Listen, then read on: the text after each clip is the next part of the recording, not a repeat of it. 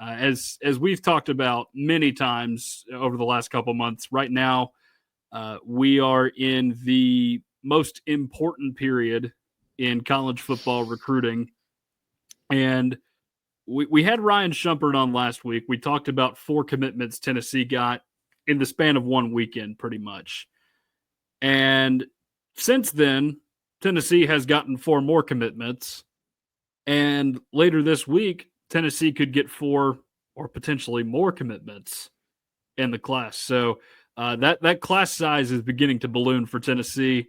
And we'll jump straight into the guys that Tennessee landed since we last met on here. And I think pretty much the day after, it was that Tuesday, Tennessee got 3 guys in the span of 1 hour, 2 of which we discussed with Ryan Shumpert last week, potentially committing. And of course they did. The Jackson Academy duo from Mississippi, Darian Albert and TJ White. I'll look into Darian Albert first. And I would say of everybody, he jumps out the most of these commitments Tennessee has received. Jordan, your initial thoughts on Darian Albert? Well, you were telling me about his to go check his highlights out, and I did. And man, like, he's a lot more explosive than I thought for his size. Like he's listed at 305. Very quick, got pretty good instincts. I saw a couple of plays where like the play was about to be going right behind him, like throwing screen passes. He would see it like right on the spot, make a play. Looks like most of them were like tackles for loss. And when I was doing a little bit of research on him, I saw something very interesting. Apparently, like when he was a freshman in high school, he had 96 tackles, 24 for a loss with 8 sacks and 2 forced fumbles as a freshman. 96 just for a defensive lineman is impressive. Yeah. So he, pretty good. And I mean, his stats like pretty much stayed the same for the most part, but I mean, like I said, pretty quick. I don't know. And he can pass rush better than you'd think for an interior defensive lineman, which is always a plus, of course. But yeah, the tackles for loss and everything. I mean, he looks pretty good and he's got the size as well. Yeah, so there's a couple things that jumped out to me. He does have some twitch to him. He's got an ability to make tackles in the open field, which I think is a quality that you don't always look for in defensive linemen, but it's welcome. It's like blocking wide receivers. It's not the first thing you want them to do, but it is appreciated if they can do it. But what really jumped out at me was not really the speed. It was the raw strength he possesses. This is a kind of guy that will run into blocks and basically turn offensive linemen into extra tacklers and use that as an advantage, which is always a good trait you like to see in defensive linemen. So like that, 6'2", 305 before his senior year of high school. So already standing at SEC size. And, the name that came to mind just from recent Tennessee teams that I could compare him a little bit to, at least from a size standpoint, is Omar Norman Lotz. A guy that is not the tallest on the defensive line, not to say 6'3" isn't tall, but, he's built down low and he can just – he can be the bull rusher there in the interior of that defensive line. And those are the kind of guys you look for, just being absolutely nasty, eating the double teams for lunch, everything you want in an interior defensive lineman. So, again, Rodney Garner finding all of the good defensive linemen on the recruiting trail, and he certainly picked up a good one, Darian Albert. I would say of the highlight reels, this one, it's not quite up there with Legend Bay. I don't know if you got to see any of his, Jordan, but yes. I got very excited watching Legend Bay, and I did with Albert too, but 2 guys that can just absolutely make opponents' lives miserable. And you're all for that if you're a Tennessee fan. Yeah, I mean, both of their highlight reels were pretty crazy. I know, like, I didn't get a chance last week during the show to check out Legend Bay's highlights, but you told me that I had to go look them up, and I was looking them up about an hour or two ago. And man, like almost every play that he had was like 40 yards or like 30 yards, and just the just so dangerous, the ball in his hand. I would love to see some trick plays with him at Tennessee. Yeah, and that's something we didn't mention last week with Ryan on the show, but I really do think that is something you could experiment with in the Heupel offense, because you just haven't had many of those kinds of guys come through the program. Of course, he's listed as a quarterback out there in North Forney, but he, I mean, as a quarterback, he can make some very difficult throws. Obviously, he's not going to play over Faison, but you use him in a Wildcat package, suddenly that makes it adds a whole element of danger to your offense, is what I'm trying to say. So, yeah, between him and Albert, those are my two favorite personally that I've watched so far. But Albert was the first commitment last week, although his teammate did commit at the same time with him, that, of course, being TJ White, who they use as an outside linebacker. And he's impressive from just from his speed. I really like what you got out of this guy. He's a terrific angle tackler. He delivered some pretty violent hits too in that highlight reel. Of course, that's what you expect out of a linebacker. But I really do think William Inge is doing a great job with this group, and hopefully a guy that can continue to bring in more quality commitments at the linebacker position, because it's not been one of the stronger points of Tennessee in the Heupel era. It's not quite as much of a laughingstock as, say, the defensive back room is, or at least was for the first couple of seasons. But you had no depth back there for 2 seasons, and your linebacker play was okay. I mean, Aaron Beasley was nice, but you look past that, it's just like you didn't have a ton of quality linebacker play those first few years. I know Jeremy Banks was a good tackler. Keenan Peely, of course, gets injured in 2023 and then again in 2024. So your depth was really tested there in years in which you thought you finally had depth. But now it feels like Inge is really starting to bring in the quality prospects for this group. Yeah, I mean, I liked what I saw from TJ White as well. And I mean, it's pretty cool that him and Albert are teammates and both committed on the same day. But I mean, you were talking about his speed. I mean, he weighs 230 pounds. I have him listed as 6'1 and a half, 230. But he also was a track runner too. And I'm not like, I don't know too much about track, didn't run or never ran it, but I said he ran 11.65 100-meter dash. And I know 100 meters usually where the quickest guys are. Yeah. And then like last season, pretty good, 102 tackles. And that's from like the outside backer position too. Not even talking about a middle linebacker. I mean, so he was racking them up. And yeah, I saw a couple of those big hits that you were talking about. I think there was one play where the quarterback luckily got rid of the football in time. And you like see him at the end of the frame just get absolutely leveled by TJ White. Really exciting to see everything with him. Yeah, I'm very excited about TJ White. Dallas, we are feeling great, my friend. We are feeling great about the situation with Tennessee football recruiting. Would like to see more 4-stars come in, and there's potential for that this week. But I'm really liking what we're seeing right now. Just what Tennessee's brought in with him. And you mentioned linebacker speed, Jordan. I hate to say it, and I'm not going to name names, but Tennessee has been plagued by slow outside linebacker play for, I mean, really the last decade and a half. I mean, there's been at least one guy each year that's just like, oh, man, we got to have faster linebackers. We got to have faster linebackers. It's not good when, like, I mean, Tennessee's defensive ends as of late have been faster than the linebackers. I mean, James Pierce, we saw his speed and everything. Like, I mean,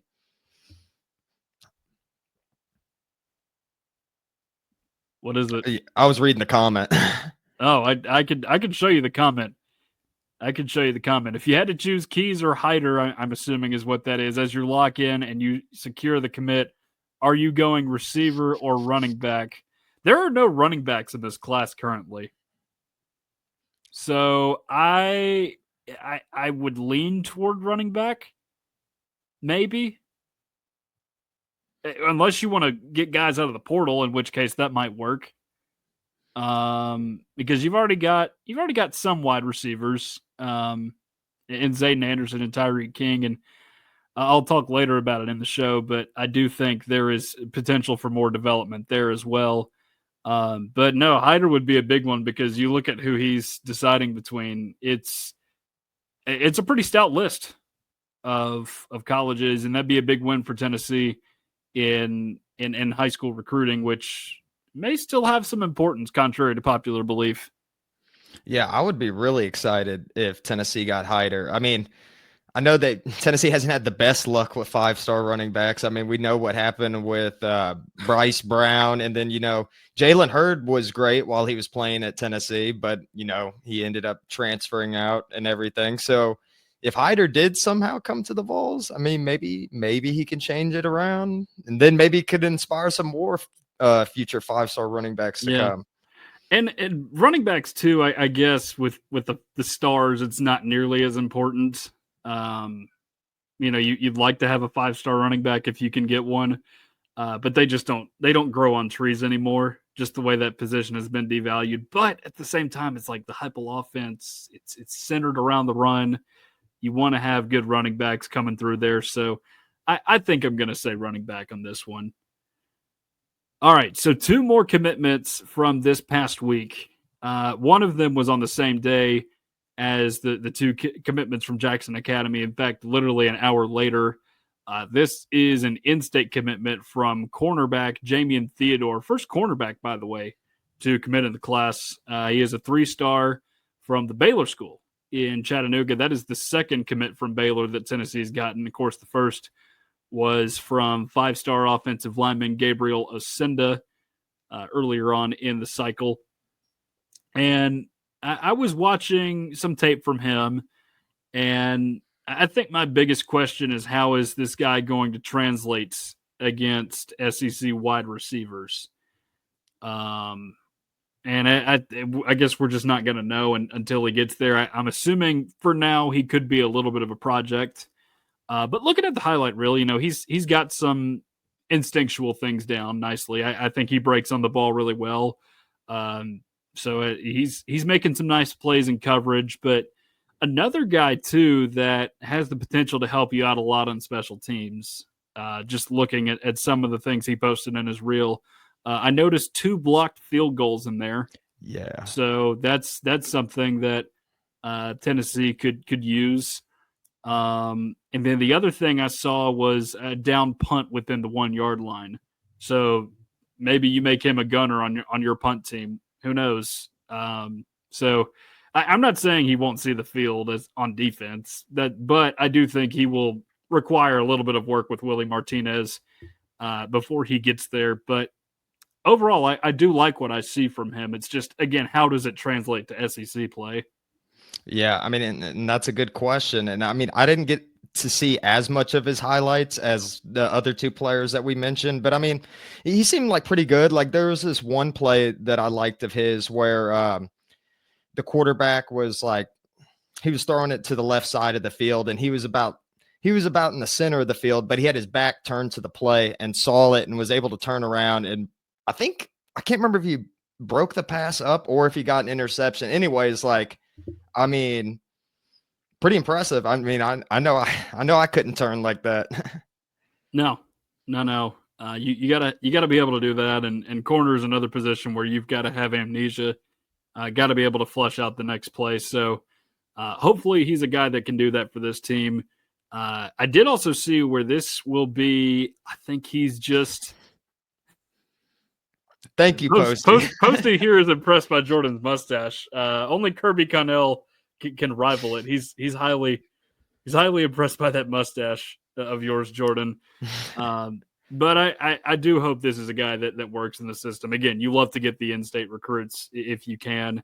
What I was going to say was he moved in from somewhere up in Ohio. I want to say northern Ohio, just maybe a year ago or something, and it came to Baylor. So would be cool to see Tennessee start a little bit of a pipeline down there with Baylor, because that's now potentially 3 guys coming here within the same season in 2026 and maybe into 27, with Amari Jefferson coming in from Alabama. Of course, he was originally committed to Tennessee for baseball to Tony Vitello before flipping to Alabama, where he played his freshman season. So that is commit number 3 of last week. And Tennessee had a nice surprise on the 4th of July. I don't know how much of a surprise it actually was, but he was leaning pretty heavily to Tennessee. And that is defensive lineman Darrell Rivers, 3-star from the Atlanta area, one that many SEC programs are very familiar with. And I got to watch the tape here a little bit. Another guy that kind of strikes me as a little bit of a project. Rodney Garner, obviously a great identifier of talent on the defensive line, so I trust any decision he makes. But just looking at the tape, he's got nice pursuit, but really not a ton of power right now. I mean, it doesn't flash like Darion Albert does just yet.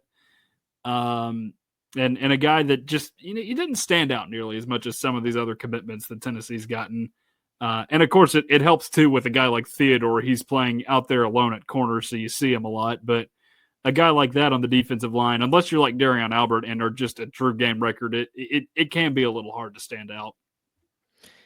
Yeah, see, unfortunately, I didn't get a chance to see his highlights before the show, but I'm watching a little bit of him right now. I see what you're saying about Rivers being a project. I mean, we'll see how he ends up with the coaching and everything. Of course, I will trust Rodney Garner until he fails Tennessee. But a little bit slower off the ball than I would hope. Stands up a little bit, or at least from the few highlights I just saw. But a decent tackler there for sure. And then I don't know. I'm no football scout. I did play a little defensive line, but I trust Rodney Garner. I mean, you can develop a lot. I remember, I forget what player he was. I can't remember if he ended up going to Miami or what, but there was that defensive end that was making waves on social media about like 4 or 5 years ago when he was coming out of high school, and he was doing those bag drills. And I remember everyone was clowning on him because of his hand placement and everything like that. And then he ended up getting drafted to the NFL and everything. So, I mean, there's always time to turn it around and everything. And like I said, too, I just saw a couple clips. But that was just a couple of things I noticed. Yeah. So you've got some potential to work there if Rodney Garner sees it. But I think it may be a minute before he sees the field for Tennessee. Maybe 3 years in, potentially, if he doesn't transfer out before then. But you never know. You never know with these guys. So a quick recap of what Tennessee's got already, or what it doesn't have, maybe is the quicker way to do this. I mentioned this with Dallas' comment earlier. No running backs just yet, but Savion Hyder is in the mix. He's not dropped a commitment date just yet, although I do think he said it was coming soon. So we should know pretty soon when he'll be committing. Outside of that, of course, you got your 2 quarterbacks, or what is technically a quarterback in Legend Bay. Doubt he actually plays much for Tennessee. You've got 2 wide receivers and Tyreek King and Zayden Anderson in the class. You got 2 offensive linemen in Gabriel Ascenda and Edward Baker. I still have Carson Snead, despite the fact that he is taking visits elsewhere. Most recently, I think he was at Florida, maybe. Saw some pictures of him in Florida gloves. So he's still shopping around. He hasn't decommitted yet, but I don't think he's 100% committed either. Defensive line, you are now up to, 5 guys? You've got Rivers and Albert last week, Kedrick Golston right before that. And then you got the other 2 in CJ Edwards and Zach Groves, the in-state commitment from East Robertson High School up there in Middle Tennessee. 2 linebackers now with TJ White. Braylon Outlaw, of course, is the other one. He shut his recruitment down the other week. Theodore is your lone corner. And then you got your 2 safeties, KJ McLean and Luke Thompson. Of course, your lone 2027 commitment is linebacker JP Peace. But you do have multiple guys that are trending to commit, some of which may commit in the next week. And we are talking potentially within the next 24 hours here with two of these guys. So for that reason, I'll go ahead and mention them. 2:30 p.m. tomorrow, I believe Central Time, because he is from West Tennessee, is 3-star athlete. He's listed as an athlete, but he's really a wide receiver. Javonte Smith. He goes to Jackson Northside. I believe it is between Tennessee, Arkansas, Missouri, and West Virginia for that one. Another one tomorrow, potentially, is linebacker Braden Rouse, who is a 4-star linebacker. And this list that he is deciding between is pretty impressive. It's Tennessee, Alabama, Michigan, and Texas. Last I checked, Tennessee was leaning heavily in favor, or he was leaning toward Tennessee, I should say, but Texas has made a little bit of a late push there. So we'll see if Tennessee can land him. He commits at 7 Eastern tomorrow night. He is from the Atlanta area as well, Marietta. And then the next day, his teammate, Joel Cumbe, 3-star safety, will announce his commitment.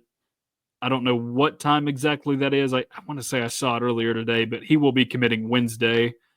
And then Friday, borderline 4-star offensive lineman JB Shabazz. I believe he is a tackle in the class of 2026. He will make his decision Friday at 6 Eastern time. South Carolina, I think, was the clubhouse leader there last I checked, but things can change. It looked like Legend Bay was going to go to Texas A&M for a while, but then there was some intel that came out that, he's actually leaning toward Tennessee the day he committed.